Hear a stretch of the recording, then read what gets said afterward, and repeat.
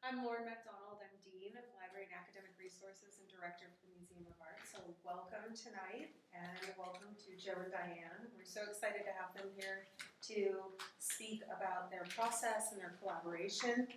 R&D, Rosenblum and Doyle, exhibition New Formalism in Painting and Photography presents digital photography and painting by Bay Area Artist Collaborative, R&D. Utilizing digital tools, R&D's computer-based images reconstruct the picture plane, as we can see around us. We're surrounded and immersed in their art right now. Challenging conventions of abstract painting and representational photography. Diane Rosenblum was born in San Francisco, California, and received her BFA in Art and Art History from Oberlin College and a Master's of Science at Brooks Institute of Photography. Her work is included in 20 museum collections, including our own permanent collection. Joe Doyle was born in New York, New York, and he received his Master's of Art from San Francisco State.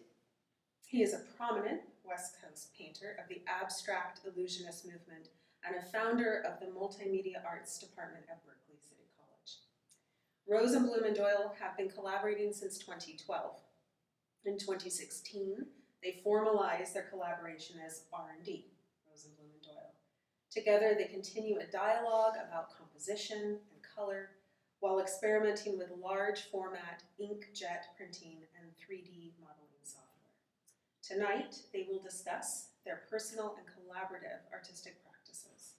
And I hope you take note of not only their current work that we have in the exhibition, but the two pieces that we have in our permanent collection. So as you walked in, we have Joe's piece on an easel displayed in the lower galleries, and we have Diane's piece right out here, mounted on the wall. And another thing just to note is Diane's work is actually included in our next exhibition, Feminizing Permanence, where we are featuring 40 women artists from our permanent collection. So of course we have Diane included in that as well. So welcome, and I turn it over to Joe and Diane. Okay, I'm supposed to go first. I was quite surprised when I got here tonight to see 516 out on the easel. I had even forgotten that I had painted it. I've had the print of it for some time, but that is the original canvas. And it's a good place to take off from. That is the last painting I did as an abstract illusionist, and I use trunk Lloyd techniques, and it's all done with traditional tools and materials. After that, I went through a period of process painting, just hands-on sort of stuff, collages, stuff like that, and took up this current series that you see here in 2016, when I was having a conversation with the chair of our department. We were trying to establish virtual art in our department, teaching how to do virtual art. And I was anticipating, I said, we got to have some examples up and to impress our old trustees. To say, we're going to go into this new area, this is what it could look like. So I thought about what would a virtual painting look like. And I came up with a painting very similar to the ones you see out here, which I called White Rabbit. I called it White Rabbit because I realized I had gone down the rabbit hole. I had rediscovered illusionism on steroids. It was really quite an experience. So all the things that are on 516 are now brought forward into the year 2016, and we started the series. About that, after I did the first one, White Rabbit, I told Diane I wasn't happy, and we had worked before in a couple of collaborations. I said I wasn't happy with my color, I was bored with it, and could she work out a couple, because she had done some striped pieces, could she work out some what we call maps for me, and she did, and we went on, and I was very pleased with it, and we went on from there, and I'm supposed to not take up too much time tonight. And we've collaborated ever since by exchanging images back and forth, communicating over the internet and phone and in person to the studio. And I think it's a very rewarding way to work. The market nowadays, the art world, is so complicated and so difficult, it is almost impossible for a single individual to handle it on their own. And with the two of us, we were able to mount this show in a 3-year period. And we've got quite a number of pieces. You've only seen a few of them.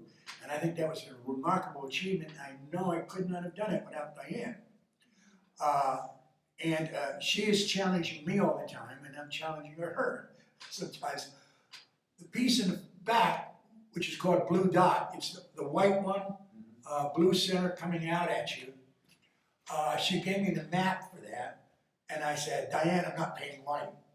You know, painters don't paint white. I mean, we just don't do that, you know. And she said, well, photographers do, Joe, and we do it quite often. And I said, I don't know, I'm not gonna do that. And she said, well, why don't you give it a try? And then the beauty of digital art comes to the fore. I said, wait a minute, I can do this rather quickly. If I don't like it, I haven't lost any time, and let's see what happens. I did it, I liked it very much. I think it's a minor masterpiece. I think it's one of the masterpieces in the show, and I owe that because Diane was pushing me. What year was that piece? Gee, That was either last year or early this year. yeah.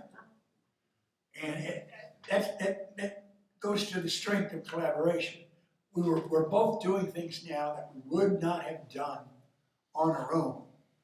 And it's just because of the conversations.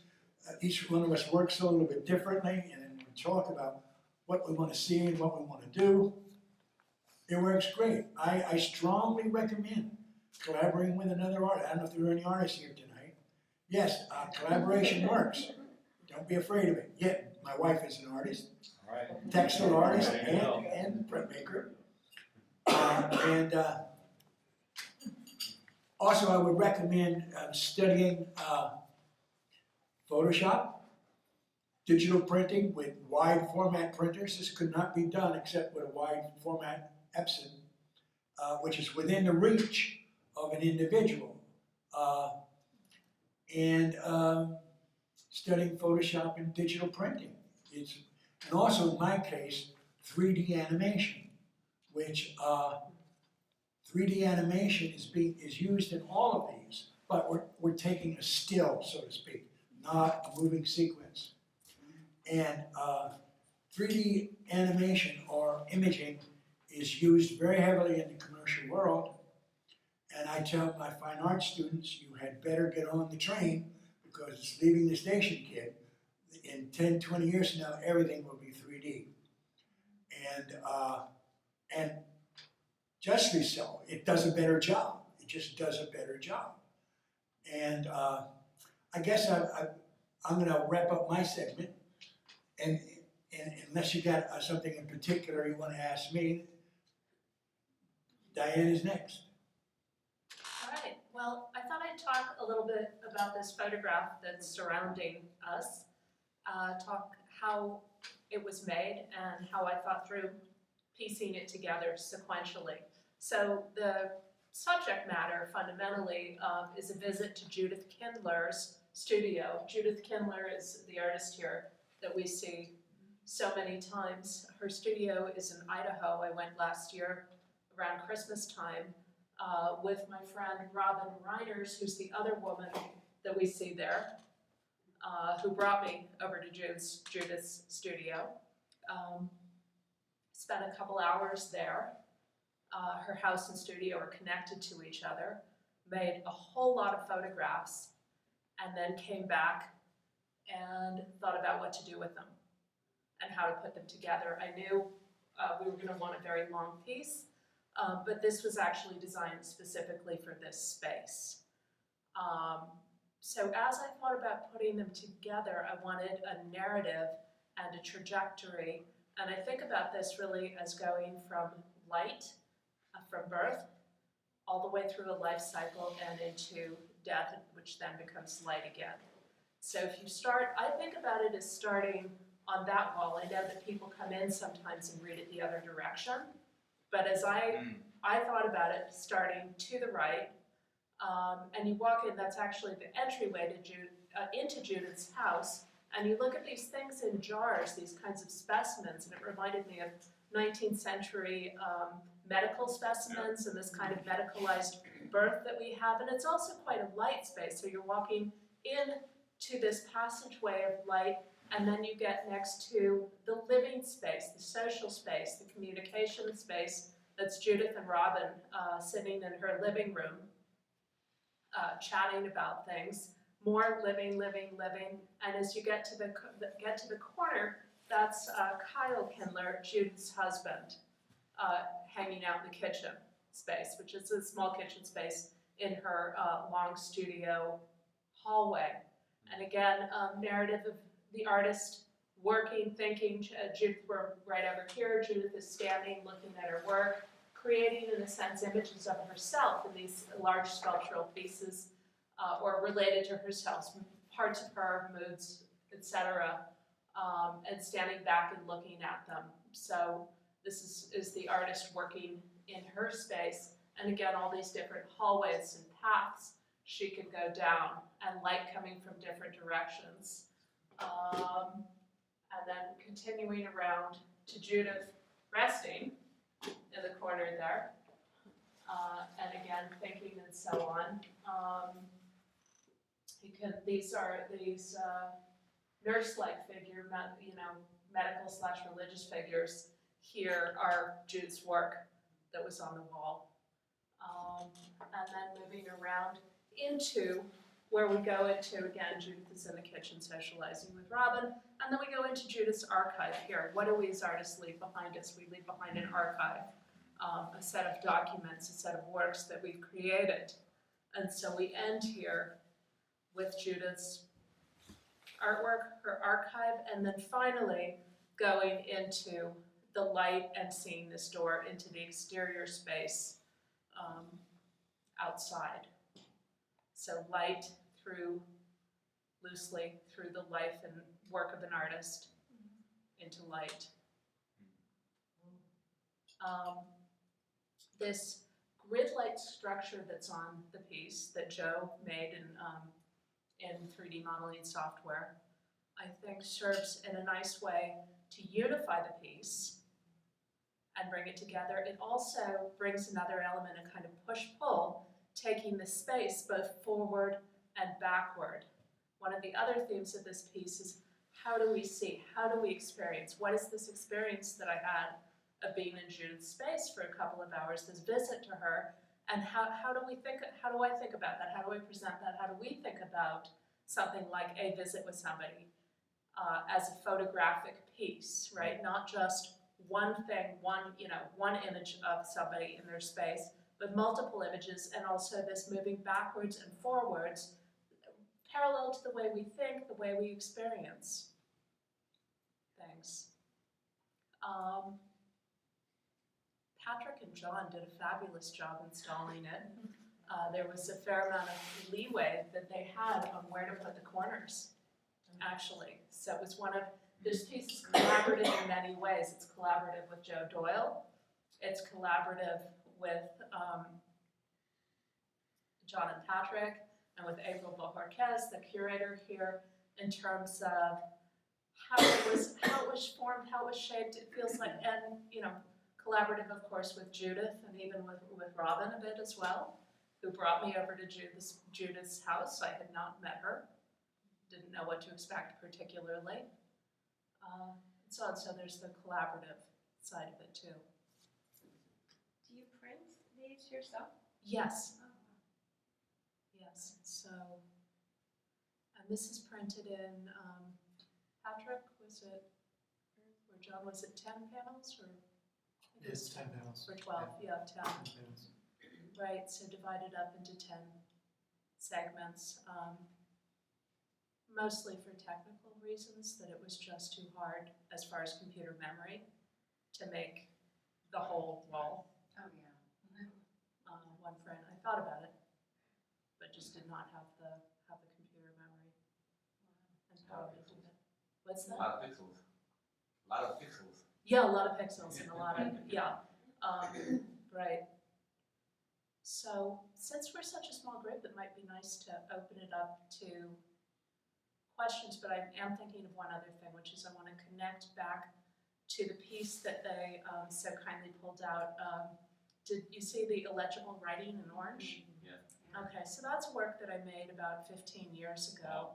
It's writing with light, so I made that in a dark room, photographic dark room, creating essentially these light pens that I used to write, and then processed these pieces photographically. This is one single take? Yeah. Wow. Oh yeah, it's a single take. It's like ink, you know, right? There's no taking it back with the light on the photographic paper. It just, yeah, it just is what it is. So, it was unearthed a couple weeks ago, and it got me thinking, what was I doing then versus what am I doing now? How was I working? And this idea of narrative obviously is a big connection. The other part of that piece is that it's illegible. It's writing, but it's illegible. In part, I mean, you see words, you see that it's English, you can see power, photography, you know, a few statement, a few things in it.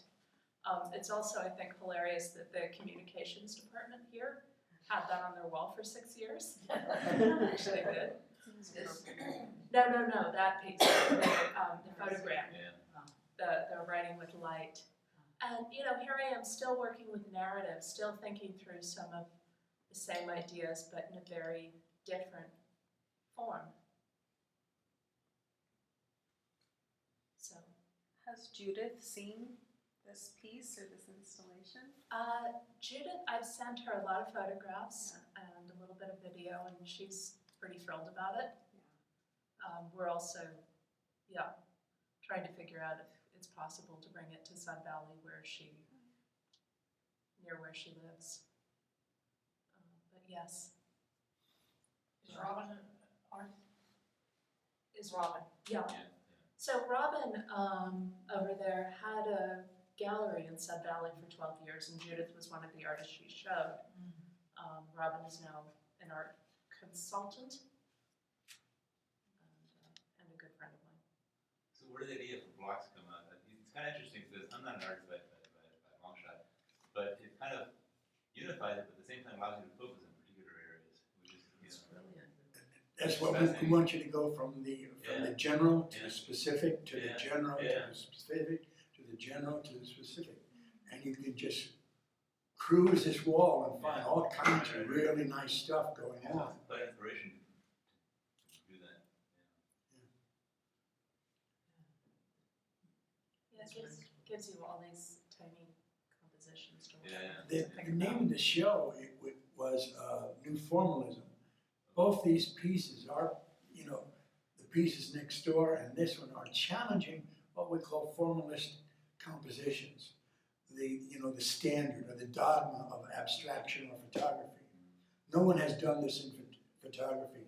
It's similar to, it looks like David Hockney's work, but it's absolutely not. David Hockney is flat images done in squares or cubes. These are three-dimensional, coming in and out, but they are not cubism, which is from a much earlier period. This is unique to this time period right now. The ones next door, if you look at 516, that's the one on the easel, you notice the flatness of the picture plane, what we call the picture plane, and the truncoid objects are coming either out or diving into the picture plane. In this gallery over here, the 7 paintings over here, what we call the picture plane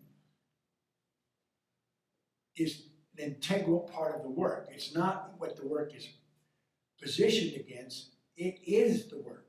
The picture plane is flopping back and forth, and the objects on it are going right along with it. So it becomes an integral part of the image rather than a passive part, which it has played all through art history. The picture plane has been a passive element.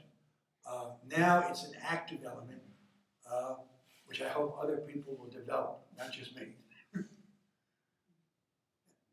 So the process you have is you take pictures, Right? and then how do you get to this? You said that- Okay, so I started with a whole lot of photographic files, put them together, you know, all of this together in one long segment Stitched in it in Photoshop. Well, it's some of it is stitching, some of it is literally just going one next to the other, because as you can see, I'm not being true to what is actually in the environment. There are four different Judiths right there. Right. So I'm putting things next to each other, overlapping, and multiples. There are a lot of multiples here. And from there, I divided it up into chunks that are printable and also processable for Joe to process. So I divided it into, I think, 8 chunks or 12 chunks, or I don't remember how many, to keep the file size somewhere near reasonable. And then Joe processes it in the Cinema 4D software, and then that's, again, modified. What comes up out of that is modified, and then figure out how to print it.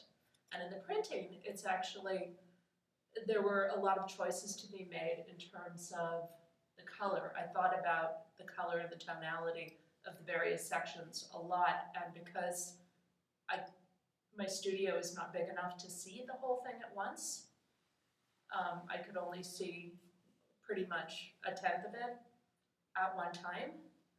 So thinking through the color, I made a decision that, you see how it goes from kind of neutral to cool to warm in various places? It's kind of not the standard decision. Typically people choose one way for something to look and keep it consistent. And my thought was that having this sort of variation that gives you a sense of how light is in different spaces, that it keeps it from feeling kind of too crisp and too commercial, and that it has a more sort of older, homey kind of feel to it. And I wasn't entirely sure until we had it up on the wall, but I think it worked. I think it was the right thing to do. But there was some subtlety in that sense of how do I shift the color? How do I play this part, play that part? You know, what to bring up, what to bring down. It's very unified. It's very unified, even though there is something. Yeah. It feels very warm overall. Yeah. It does to me too. Nice But, at home. the boxy things, how do you, does the program choose what's dark and what's light? Yes and no. I feed the program information, and then it decides what's light and what's Oh, dark. okay. So And you go with it or you change it? I change it if I want to. Yes, of course. There's thousands and thousands of variations that are possible. You Even just with a need to see square. it without anything behind it. Oh yeah, just squares. Well, And some of them are rectangular and some of them are square. they are, Yeah. It doesn't look like much, actually. It looks, without something behind it? yeah. Yeah. I mean, I've looked at it. It's right. If we were to turn down the knob of the image, Yeah. and just leave the squares on top. Yeah, maybe you've got some white with some dark lines. Wallpaper? Also, Yeah, I don't know, one of the things she does is basically the dark areas are shadows or the side of a square. But she has pushed it a little bit further so that the dark areas that are surrounding the blocks tend to take on a graphic quality as if they were drawn on rather than just a photograph of a wall of squares. It is a combination of the two. And that is one of the things like we try to do is like the work next door as well. Is it a photograph of reality or is it a graphic or is it something that's in between? And that's exactly what we're trying to do, is to combine elements of realism with graphics and abstraction. so that we get something that's quite new and different. I have another question. Yeah. So, is this sort of a reflection of which artist? For example, the significance of the cages and the nests and the, I mean, there's a cage over there, there's in the cage, there's a empty cage. Sorry. I mean, what's the significance of the bird Well, cages? You know, Is that a personal thing or is that the? So sorry. That's Judith. So, I mean, I'm in Judith's space, and she has her work, you know, really integrated into both her house and her studio space. She uses it as a, So that blindfolded figure. that's her work, yeah. That's her work. All of it is her work. So that's part of this is how do I see Judith, how do I integrate with her work, how do I Yeah. present, in the So sense I'm presenting her I was work. curious if that was really yours, but yours is the presentation part and hers is the actual subject matter. Right, I'm in her house and her studio. So there was, With her so work. you didn't add any content, just the art, the way you presented it, was your traditionalist. Well, in a sense, but there, you know, it's I mean, you photography, right? yes, So you're making selections, you're, No, I took the pictures, but then did you modify the pictures by adding things to it or taking things away pretty much, or is it your actual representation with this? well, there was a lot of chopping and cutting and collaging. You didn't take a Photoshop thing and create objects of your own. No. All the objects in here are from Judith's space. It's great. Incidentally, she has photographed several studios here in the Bay Area, California, and also last summer, I believe, in Germany. And we got some really nice pieces out of that. Not as large as this. This was, so whenever she travels, she tries to visit artist studios and do something similar. Yeah, you had a question? Yeah, did you have the people pose? I mean, some of the images looked like, for example, of the woman kissing the mask and so forth. Was that? Judith was posing in those. In most of them, no. We were all just kind of doing our own thing. Yeah, I did. And then on the bed, she was posing those two. But other than that, no. And you said these were all taken within a 2-hour visit. Is that? 2 to 3 hours. Wow. Yeah, Where's the little girl? the little girl. Her. Here's back here too. Yeah, that's one of Judith's subjects. Oh, I don't she's- know who she is. I'm not But sure. she is live, she isn't a picture. No, she's a picture. Oh, she's a picture. Painting. I didn't realize Exactly. that. So I'm not sure. It's a question for Judith. The dogs are real. It's a picture. The dogs are real. The dogs are real, yes. The dogs were very much there. Yeah, that frame there, I really like that, and it's kind of more colorful than a lot of the other frames, and there's kind of almost a feeling of dripping paint with the orange and yellow, and I think it adds a really interesting element. Yeah, there's a pretty big variety in Judith's work, and you know, you're seeing a lot of years. I'm seeing a lot of years of her work throughout her house and her studio. Yeah. Questions, ideas? Well, I was just wondering, your piece that's out there, I was speaking to Patrick about it after you walked away, and you said that it's been a long time since you had done that piece, and now you're doing this. And I just wonder, like, in your head, do you, like, see all these, like, abstract things all the time? Like, how do you, like...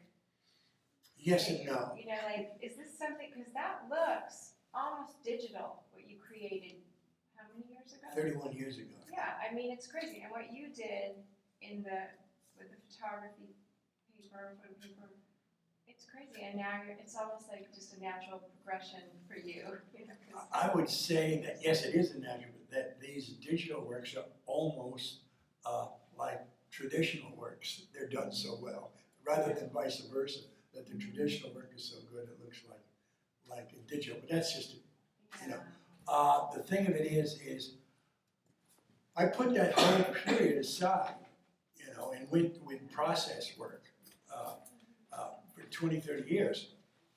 And they picked it up again, and of course, the tools had changed drastically. You had Photoshop come in, and you had digital printing come in, and we had 3D animation. All those have matured since I did that painting. And it was like they almost invented these programs for me. And I said, geez, this is great. And so I was in hog heaven.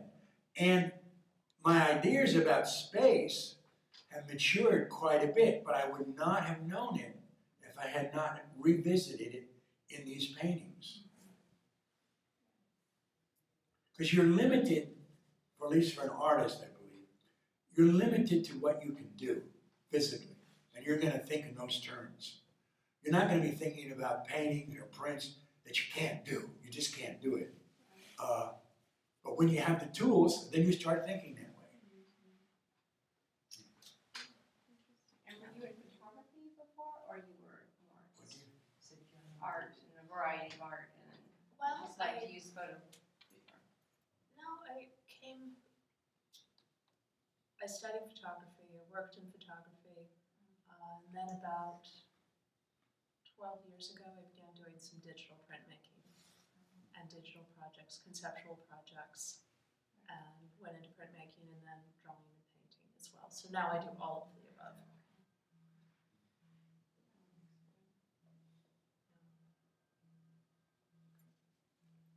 Questions, comments, thoughts on anything? Something about the way the little, raised and lowered squares all over the place, it draws it all together, and it does make it warmer and looser at the same time, so you feel comfortable kind of falling into this world. It's not quite so chopped, and Right. I would not have thought that, but it's brilliant. Well, that's something we discovered working this way, that it does that sort of stuff. I mean, I'm very analytical about my work, and so is Diane. And, we wanted to find a way. Part of what we like about this process is it softens it. It does make it more approachable instead of just me spouting off, intellectual theories on aesthetics. And the colors are very welcoming and kind of calming and brings you in and just allows you to just appreciate it without having to be stressed out or. It's so subtle, and you Yeah. don't actually know that it's doing anything to Yeah. you. Right. But it is. Yeah, Right, it really is. That is, we have noticed that. Yeah, there's some kind of subtle psychological thing that happens with this 3D process. And I don't know whether it's teasing the brain in some way or it's because it's something new. That's exactly right. It does something to me. Yes. Definitely. Yes, I've heard that a lot from people looking at this work. I think it brings out a relationship, bear in mind, between the right and left side of the brain. They have to work together in order to process this work. And so the work is that demand, it's that focusing lens that gets the two brains working together. This is all symbolic now. You can call it conscious and unconscious, and it does do that. And it does leave people with a feeling. And that's the best thing about art, is that it challenges you. That's what it's for. Well, I think it just adds that 3 dimension to it that is so unexpected. So it does feel almost more alive than just a photograph. It feels Interactive kind of. fuller or something. And those pieces up there just, they really mess with your mind. I hope so. You kind of want to touch it, and then you're like, no, I can't touch it, but. Oh, go ahead and touch it. No, you don't want to say that. Yeah, it's really crazy how that works. It's so. Well, I've spent a lot of time understanding how we see space.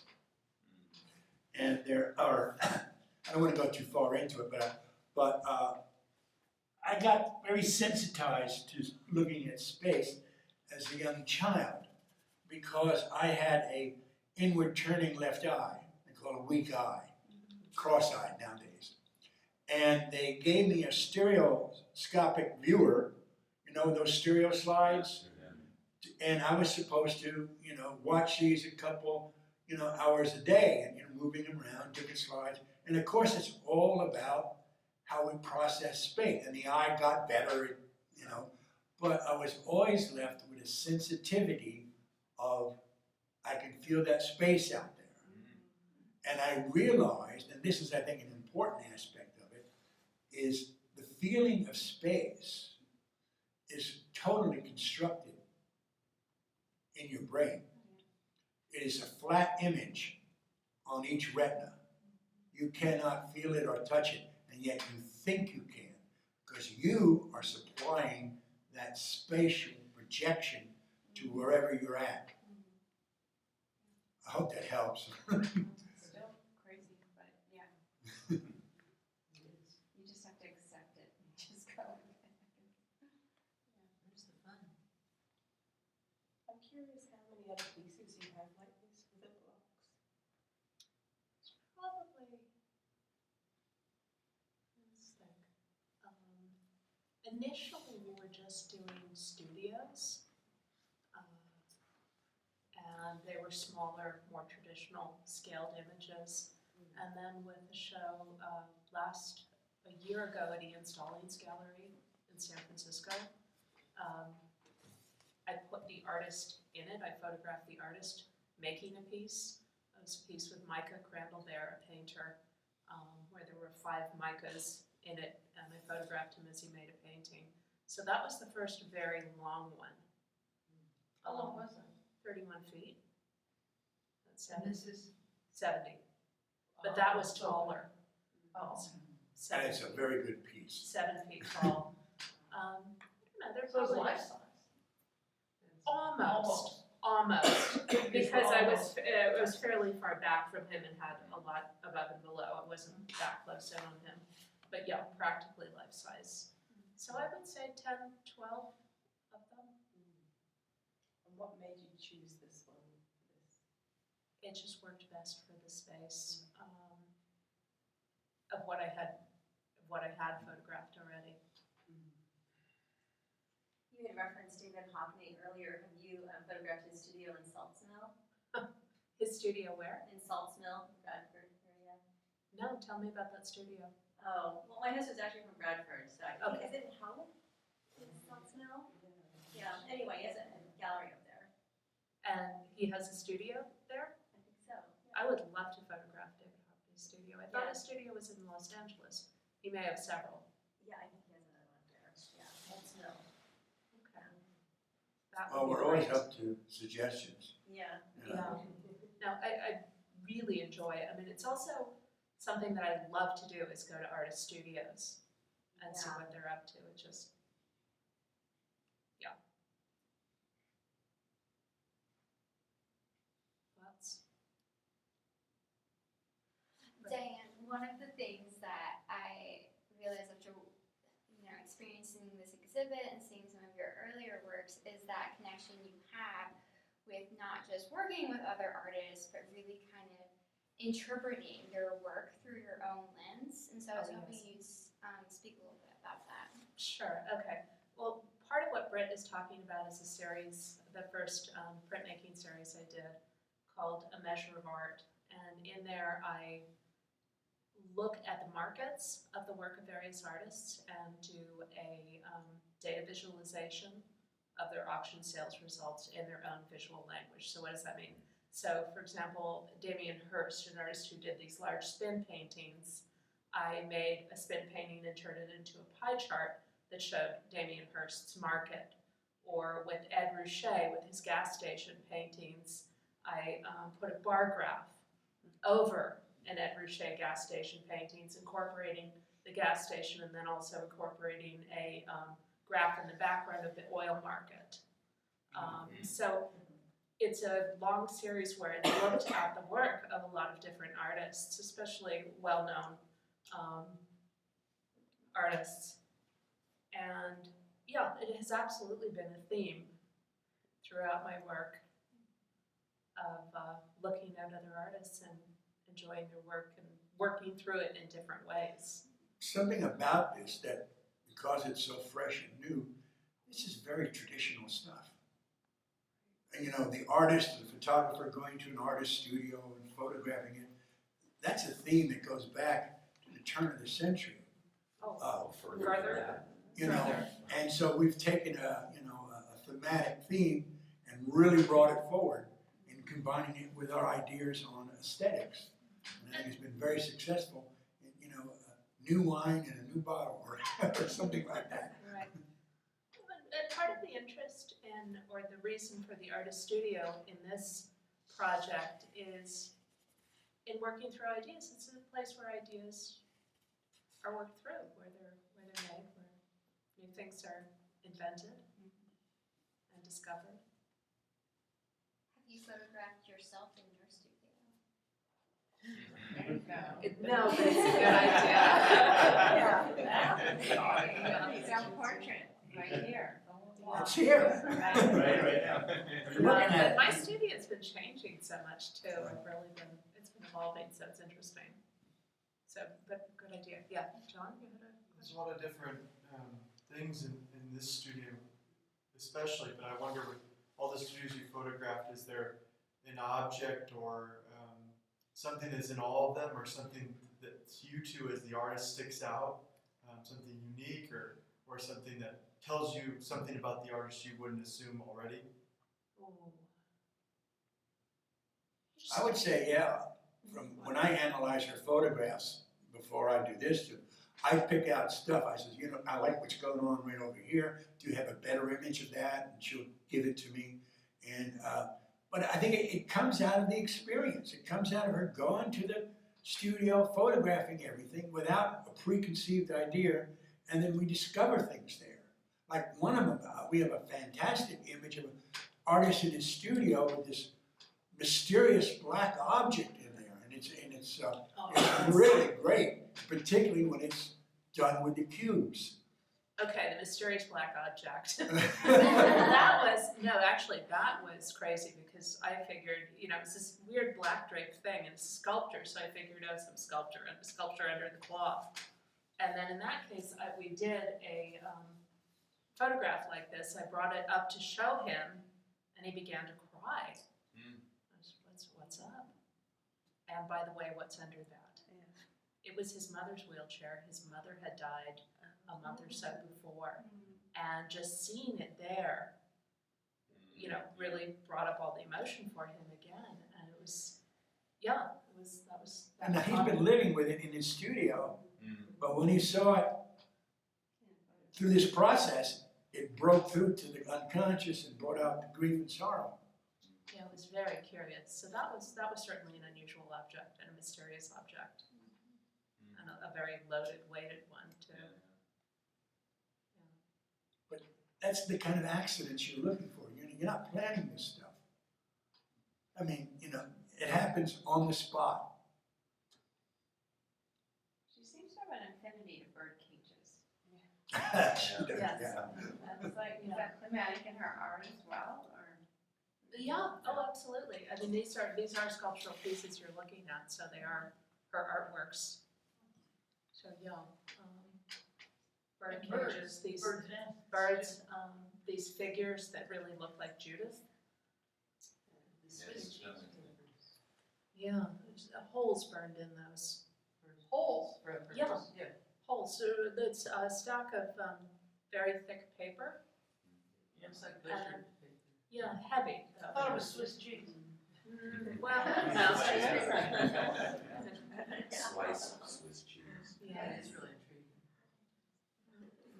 I really do like this piece right here because you have her and the other woman, but yet were those two different photographs that you took because you have the backdrops? Extra hands in there. And the I think- backdrop's kind of funky, how it's double. Yeah, exactly. There's a lot of moving around to different angles. And so that's two different photographs. They were there talking when I was photographing, but it's one shot of Judith and one shot of Okay. Robin that are put together. Yeah. Yeah. Well, we try not to make the narrative dominant. you know, we want the experience of the studio and the process to be the primary message, but not excluding the narrative. But we, you know, we don't want a clear storyline. It appears that there are a couple of places where there are definite breaks, like the one right behind you. Oh, yeah. Yeah. The one over Between the two here, people, yeah. and there's one over here. What were your thoughts about that? Going, well, it was a visit where we went into many different spaces. And you go from one thing to the next, but sometimes you go into a different room, and I'm saying that broadly. Yeah, You know, it that there appears are- random, so that's what I. It's not random, I mean, and a lot of it was visual as well. And often if I can, I carry something over, whether it's connecting just one color or one segment. Like there, if you go from the video boxes that are Judas Sculptor over to Robin, you're going from two different, one space to another, but that black, the way that the black from the video box of the younger girl, the lower one, goes into Robin's shoulder. You know, and the way that you have the parts, the stools in the kitchen and the bar going in there. I mean, that's looking at those kinds of things visually when making these hard cuts, how to connect them. It really provides a sense of continuity, and you wouldn't be the painting if you didn't see two of the dog, and, you know, it all Oh, yeah. makes you feel like you're swimming, kind of, it's not. She must have a lot of trust and faith in you because this is her, not just her work, but it's her home. Yeah, exactly. Well, it's also that we had the connection through Robin, who's a very close friend of both Judith's and mine, even though Judith and I didn't know each other. So I think that made it a difference. And it's also part of who Judith is. She's at some level somebody, I mean, I don't know about access to her house and the whole thing, but she's very personable and extroverted and, Okay. you know. But exposed. Yeah.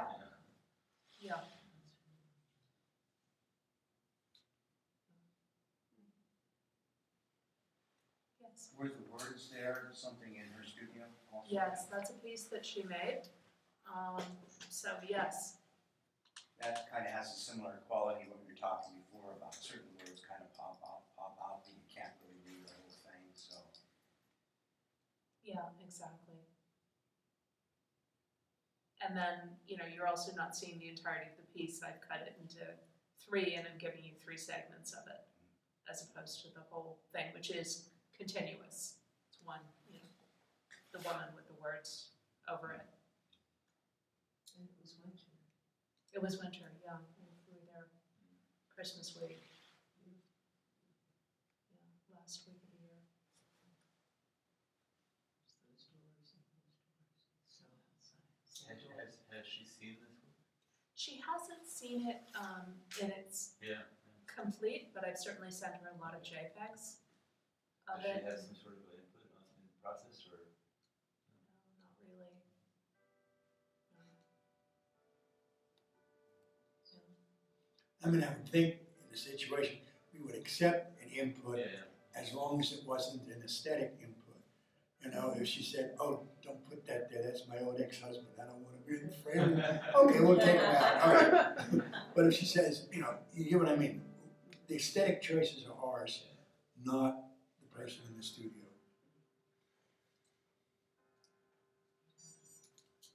I don't know if I feel comfortable with having somebody do that to me. I think that feel very exposed, like I said. You know, You're not exposed. He's sort of like, he was invading her, Oh, yeah. you know. you have to be in a certain state of mind to let a photographer in like that. And it's, I mean, one way that I see portraiture, photographic portraiture, is as a relationship with that person. And that's at some level what you're photographing, It's apparent, is the relationship with them at that point in time. But yeah, I mean, that's just part of what one does. But that personal connection becomes public. Yes, yes, you know, yeah. Exposed, But it's just part of it. yeah. Yeah. What went into your, to the decisions about the lighting of the piece? Lighting was interesting because, and with these pieces in general, because when we did the first few, I thought, oh, we're gonna have to have this really even, flat light to make this, to make these blocks work. And then as Joe and I were experimenting more with putting blocks on different kinds of photographs, what I started to understand is that a real big range of light worked actually better and was livelier and was more about how we experience the world.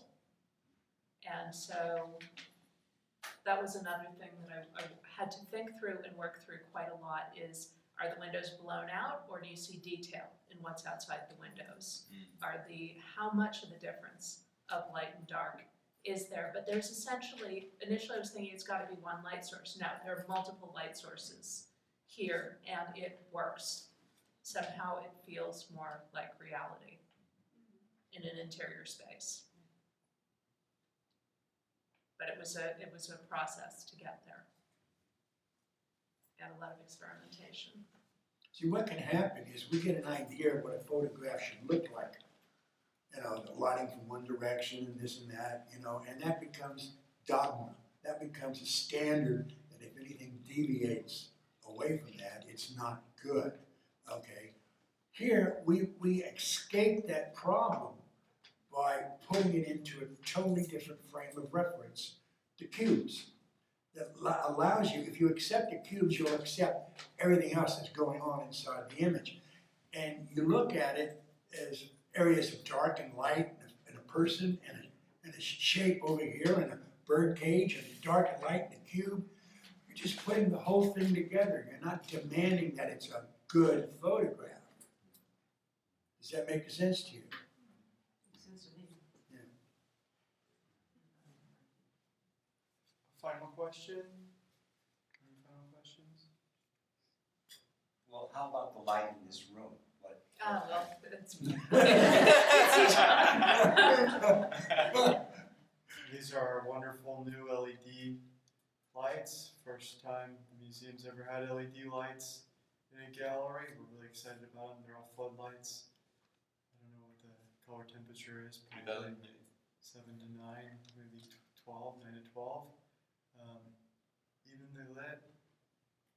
I mean, the artwork speaks for itself, and the light in the artwork is really what catches your eye. When we were doing the lighting for this part of the exhibit, it was just make sure that everyone can see all the details and don't highlight anything or create any sort of distraction. We don't want you to notice the actual light. You did well. Yeah, very nicely done. Nice It's also the presentation. lighting on the artist versus the audience. Yeah. Yeah. We did add a light for the speakers tonight, so Yeah. it's a little brighter in the front part there. All right, well, thank you. Cool, thank Thank you. you. Thank you.